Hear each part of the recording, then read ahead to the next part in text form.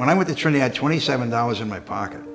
I had a lot of jobs. I worked in the dining hall, and then I would work on the weekends in the dining hall, and I worked for the athletic department.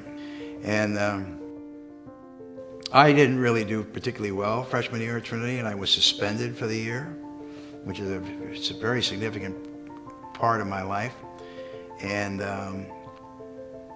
I wasn't sure I was going to come back. And I went to work in Muncie, Indiana, building a pipeline from Muncie, Indiana into Ohio, 8-inch natural gas pipeline. And two of my good friends, Doug Tansel from Trinity and Tom Reese, had arranged for me to meet with Bill Lacey, who was now the Dean of Students at Trinity. So I went up to Hartford, and I met with Bill Lacey, and we talked a lot about, what life might be like. So we had an agreement that I would come back to Trinity the following year. Bill Lacey came up to me in the procession and graduation, and we had a big handshake, and he was very pleased that I lived up to my agreement with him that I was going to come back and get the job done. So that's why I have a scholarship at Trinity. Thank you, Bill Lacey.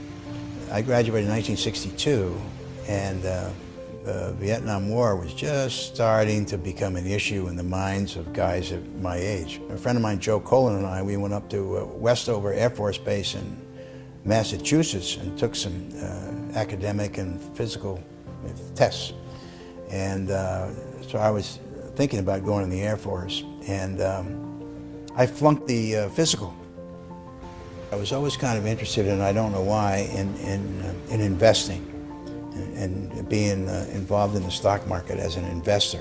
I didn't have any assets to invest, but nonetheless, I was always interested. I joined forces with one of my friends from Summit, New Jersey, and we started a hedge fund in the very early 1990s, and that was terrific. I had a lot of fun doing that, and kind of satiated my desire to be an investor. And in order for me to be successful, you have to do two things. You have to, as I say, identify an idea, whether it's yours or someone else's, and you got to be right.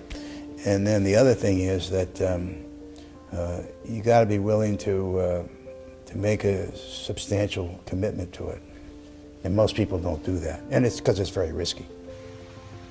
Success starts off with family and having in my case here, a successful marriage.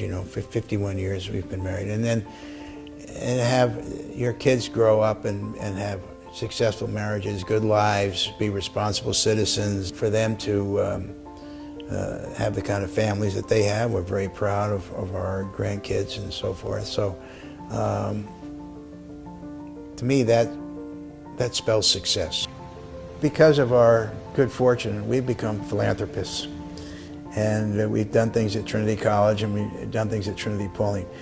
And Trinity Pauling, as I said, I went there on a scholarship. I didn't pay a nickel to go there, and so I figured that I would do a little payback. So we have kids that are going to schools, great schools, that would have no chance of doing that had they not had a scholarship. And so I was in that same position. I had a better opportunity by having a full scholarship and graduating from TP. So by giving these kids an opportunity like that, to me, that's very rewarding.